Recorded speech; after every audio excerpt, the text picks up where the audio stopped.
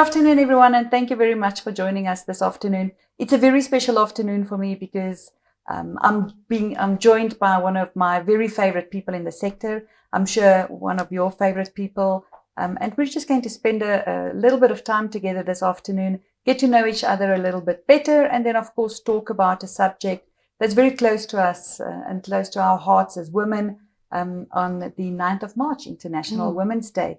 Gives me great pleasure to welcome our Director General of the Department of Communications and Digital Technologies, DG Nonkobela Jordan Jani. Thank you very much, Juanita. It's such a great pleasure to have you. DG, I remember it was very unexpected. It probably shouldn't have been, but it was very unexpected when you were finally announced formally as the DG. Yes. And I'm not sure if you even know what a great celebration there was in the sector.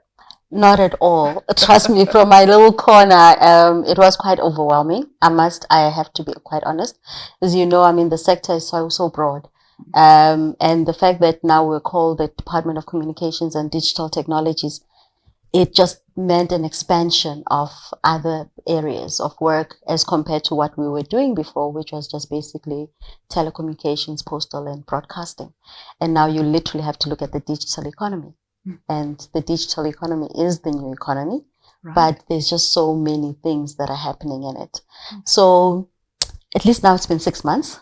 I'm more comfortable getting into the role, understanding that there's so much great potential for our country, for the region, for the globe. For us as South Africa, it's a question of rallying together, coming together, and coordinating our efforts. Wow. And there's certainly a lot happening. And as you mentioned, I mean, the digital economy has got such a important role because it touches on every single sector. Every single citizen, undoubtedly, the moment you are born. In fact, before you are born, we're tracking you all the way up until the end. So every single citizen, every single community, every single sector, every single business, every single office, there is both in private and public sector. Right. And of course, it's this tremendous growth. It just grows exponentially. Things like, ChatGPT and DALL-E and all the, technologies. It's so hard to stay on top of all of this. It must be overwhelming nowadays. Right. I literally think that I need to go on courses every single week just to keep up in terms of what is happening. But I think that's the opportunity. Life is about a learning experience, continuous growth, continuous learning. And then the question is, what do we do as government? I like the fact that we are still relevant, but our relevance is going to be defined in terms of how we approach and what we do. And I think for us, it's about the opportunity of bringing in as many stakeholders as possible, identifying what it is taking place on the ground, harnessing policies that are going to be relevant, bringing in as many people as possible. Now, when you talk about many people as possible, I'm talking from youth. Obviously they're very innovative. I'm talking about women because it's applicable to them, people with disability. I'm talking about the elderly because you also need to make sure that they're responsive and there's inclusivity. And then there's also then the mainstream business that also just wants to grow and expand. Yeah, exactly. And I think one of those topics is really why we're here today, like also to discuss the role of women in the sector. And I know you're quite passionate about that and you've cracked the whip on that before. I remember getting a message from you saying, we need some numbers. And, how many are we? Exactly. And how many are we? And that's important, and that matters and it should matter to all of us. It does. And how do you feel about this? And especially maybe as a woman, that's taken over this role. How important is gender equality in our? Oh, certainly. I think gender equality as well as gender parity is very important. Let me give credit. I think everyone is conscious of it, right? But we are not consciously active doing it. So if you ask in terms of business, people say, no, I've got women in my organization. In the department, I'll say I've got women. But how intentional are we to really make sure that we're first and foremost gender equality? We're still sitting below 33%. The issue of more women taking up executive or C-suite positions or executive positions, there's just a fear we have to address that. We have to create an enabling environment. Because where you see women in terms of our response and our action, I think we would like to believe, and I can give credit, at least there's good track record. If you look in terms of Microsoft, she has harnessed that enterprise for a number of years, Linian, and then she's been recognized now. She's gone into much more bigger scale within the continent. That's good. Yeah. You've been there for years yourself, right? And you haven't run away, and you've actually opened up the door. You've called the rest of us to say, come on in, and you've embraced us, So I think there's an opportunity for us to say, give more women an opportunity and a chance. But the men also, there's a great role. There's a lot that we can learn from them. You learn greatly from Dr. Ngaba. Yeah. I think he's a godfather for all of us. Exactly. But then, there's also from the private sector. I call them the boys club. They know who they are, the top 6, right? And I mean, if you sit around the table with them, you learn a lot. The same way that they relate with one another, I think they should also then give and open up the room for other women to also come into the space, and they should relate equally the same with them as well. I agree.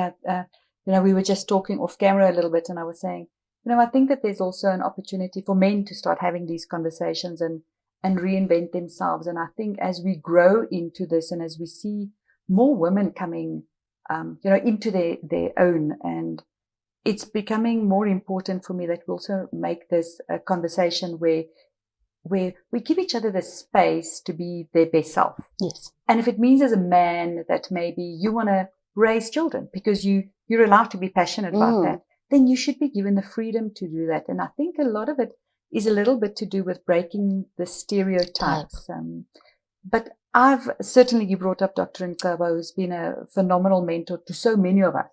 I don't even think he knows that, but literally thousands of people listen to him and what he says, and he's had a big impact on our lives. But have you had somebody particular that has stood out in your career that have meant something to you? Sure. Oh, so many. So, I mean, I think at the start of my career, which is also nice, it has been modeled by women. I joined the department under the leadership of Dr. Ivy Matsepe Kasapuri, and a lot of people used to call her Gogo or Mama. But I think for me, I spent a great deal of time with her, and especially because of my portfolio, which was international. So we travel abroad, and obviously there was what we call the concept of babysitting ministers. So we'd spend a lot of time, even after hours after the meeting, you will have to take her to a room or to a suite and just sit down and reflect in terms of the day and plan ahead for the day after. And that type of modeling in terms of the leadership. Following that, I also grew under the wings. Obviously, at that time, we had Dr. Ngaba. We also had Lindell Shope Mafole. And I think for me, as I said, with an exception of one or two men, my career has been modeled with women. And the one thing that take away has been that they gave me an opportunity. A girl from the Eastern Cape who just knew international relations, and they took a chance. So I've also been deliberate to ensure, let's take a chance on other women. Let's open up the platform or the boardroom to make sure that there's more women. Let's empower women in communities as well, which has always been our ethos as a department, that you're looking for a people-centered, digital society now. And that means that there has to be inclusivity. You have to make sure that you empower people in the outskirts as well. But then the empowerment has expanded to then say over the years, and we haven't been good in as far as empowering women in the sector. And now we have to be more deliberate on that. So if, for example, in terms of our delegation, in terms of talking about business delegation, in terms of the round table, in terms of even appointments, at the very least, you must make sure 50% of that is women. And for me, I say therefore gender equality is not 50-50. A minimum should be 50-50. Yeah. If you achieve more, it's just intentional. But I think for all of us, we should strive then to make sure that we reach that threshold of 50. I'm going to ask you about targets just now because I know that that's a bit of a sensitive subject, but I wanted to you just reference the girl from the Eastern Cape. Mm. And did you always, when you grew up, were you ambitious and you always said, I want to have a big job, or was it one day that it sank on you and you said, you know what, I can have this job? As I said, I'm a middle child. I know people say middle children, you stand out, but I literally, for me, I think from a career perspective, I've always known it was in the area of public relations, diplomacy, public diplomacy mainly, but never had I ever thought. And all of these have just been by coincidence, the careers. Certainly for me, yes, I wanted to get into the UN, but it was going to be a UN desk job.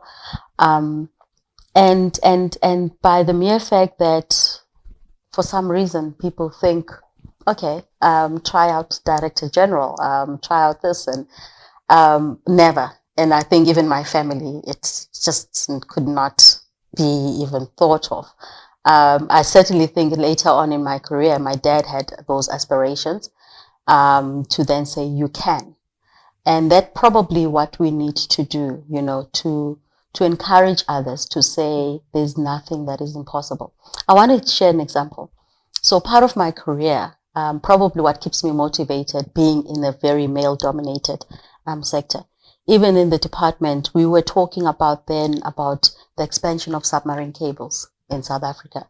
And specifically, we had a target in our APP, which is the annual performance plan, of basically the expansion of the submarine cable on the West Coast. And then a colleague of mine, a male colleague, senior, said, oh, so now you're going to put on overalls and go and trench and dig up, and dig out or whatever, roll it out on the sea. And I'm like, no. It doesn't mean that just because we have aspirations for a submarine cable, I have to do it. But you have to then vision and bring the relevant people together. And I think that was my first motivation, just to basically change the narrative and the status quo, the stereotype, So that's what keeps me going. Every single day I wake up and I'm like, okay, so they think it's the girl from the Eastern Cape. I so get you because, I'd love to sit here and say it's only support and it's only wind in my sails, but you do still get, unfortunately, men that are condescending or brush you off or don't take you seriously. But you know what? In the past, I think I would have tried so hard to show them, and now I step over them. Yes. They're just a stumbling block. You just step over it and move on.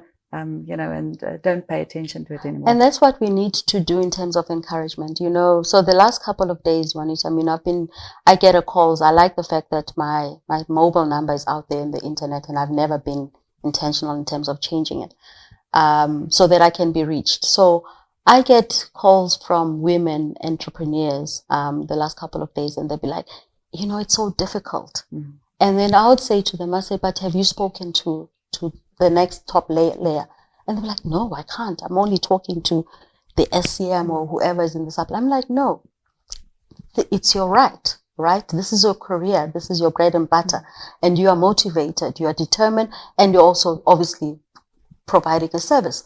So make sure that you knock on the doors. Right. So I'd like to really encourage us as women that I think the first is obviously believe that we can do it, in the same way Mark Shuttleworth has built an amazing career.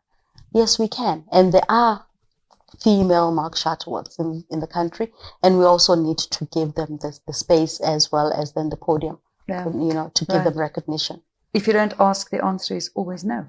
Exactly. And you never know. Exactly. Right. You never know who says, I like this and, I believe in this and let me support you. And then we're going to wrap up and close. It's been a really fantastic conversation, and thank you. I know your diary is really manic, and you've carved out some time to sit with us here today at this beautiful lodge. And I wish we could anywhere by the water. For me, it's just peace. So just let's finish on a bit of a controversial topic: equal pay. Should we still even be having this conversation? Yes, we should. Because it's not yet resolved, yes, we should, right? And then even the entitlement, I mean, even for myself, I still recall when, you automatically think that by the fact that you've been given that particular post, that they've done you a favor. No, they haven't. You competed equally with them, right? And therefore, also, we should have done the background or the research to then say, the last exiting CEO, what did they get? And compare yourself to that, because you went for that particular job. You're going to have to do equally the same amount of work that they have to do, put in the hours, the stress and whatever not. So what makes you think that you should therefore be remunerated lower? Exactly. It can't be. 100%. And we're not allowed to show any emotion, lose your temper, but any of those things. I am that girl. Same. The accusations of don't be emotional, but I can take it in my stride. So if I may, also on that particular topic as well, just because we're coming into the sector doesn't mean that you have to conform to everything. So who's to say that the guys didn't throw a tantrum? Their level of tantrum was either at the golf course or they took someone else for drinks. Now, if we did take out someone else for drinks, it's misconstrued as something else. But the fact of the matter is you should stand up for yourself. Secondly, I think we have to redefine the status. I mean, I keep on saying to even my office, I'm like, I'm sorry, I'm not a soccer stadium girl. You'll never see me there. So if there are going to be conversations at the soccer match, unfortunately, I won't be there. But we can do coffee together, right? And I do a lot of coffees. And we have, right? And I mean, if anyone else, in terms of, especially in the male-dominated, want to challenge me to a spa date, I can do that as well. Golf course, I'll meet you at the 19th hole. But we just have to shape in as far as how do we build networks. And also as us, as females, we have to also have to build our own networks. So let's not just wait for or try to get into the room in case there's no space for us, but we must create our own layers. And sit at the table and own your space at the table. There you go. DG, thank you so much for your time this afternoon. I am so very, very aware of the fact that you've got very little and very limited time.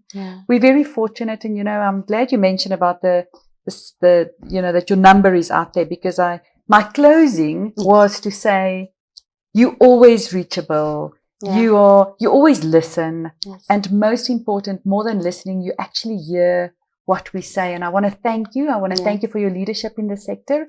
We're rooting behind you, and certainly if I we really can appreciate that. Any support that you need, we're always available to you. Thank you so much. CPAW's just got a little something to thank you. Oh, and my favorite things in the whole wide world. You see, this is how you should do it, not a golf ball. I love that. Thank you so much. This is gorgeous. International Women's Day for you. Oh, this is beautiful. Thank you so much. This is the type of thing that I could do all of the time. Thank you. Thanks, colleagues. And thank you for joining us today. We wish all the women in our sector a very wonderful, wonderful International Women's Day. And we hope you enjoyed our conversation. Take care and take some time out for yourself.